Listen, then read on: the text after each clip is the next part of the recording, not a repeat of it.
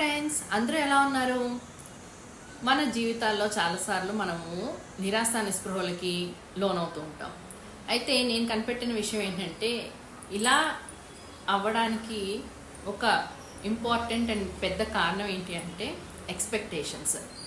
అంటే మనము ఒక సిచ్యువేషన్ ఉంది, అది మనకు అనుకూలంగా జరగలేదు, అంటే మనం అనుకున్నది జరగకపోవడం అనమాట. దానివల్ల ఏమవుతుంది అంటే మనం బాధపడతాం.